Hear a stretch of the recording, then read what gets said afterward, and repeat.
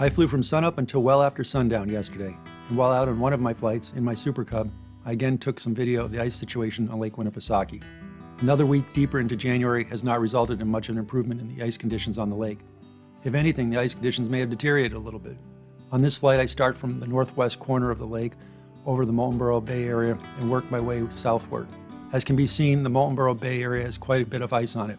However, it's not solid. There are many open areas still on it, including in the middle of the bay area, as well as along some of the shorelines.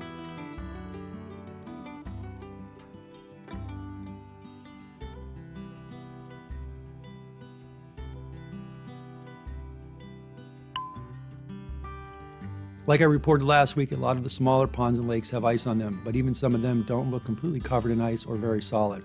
As I worked my way southeast over Lake Winnipesaukee, you can see that the broads are wide open with only some ice showing up in some of the bay areas. How thick the ice is in the bays, I have no idea. However, based on seeing so much open water, I can't imagine the ice in the bays to be very thick. There is also no ice between many of the island clusters. Working my way further south, Moultonborough Bay has no appreciable ice to speak of. It was a similar situation when I passed by Meredith Bay earlier. Unfortunately, these ice conditions do not bode well for the upcoming pond hockey tournament or the ice fishing derby contest. As I make my way further southeast toward Alton Bay, it's pretty much the same situation I saw last week. There are some sections of ice in the bay, but there's still a lot of open water, particularly along the shorelines. As I pass over the Alton Bay ice runway area, it is almost clear of any ice. With temperatures expected to warm up a little next week, the Alton Bay's ice runway seems more in doubt for this year. Temperatures are going to have to get cold soon and stay cold if there's any chance for the ice runway to open. I believe they need at least 12 inches of ice to open the runway.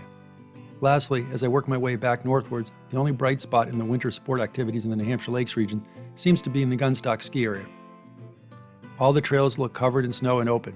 At least the local skiers and snowboarders can enjoy this winter season. Well, for the pond hockey tournament players and ice fishermen, let's hope we get some colder temperatures soon before spring. It's not that far around the corner.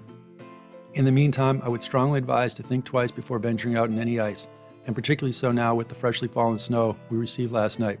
Snow-covered lakes and ponds can give a false sense of security for the unwary.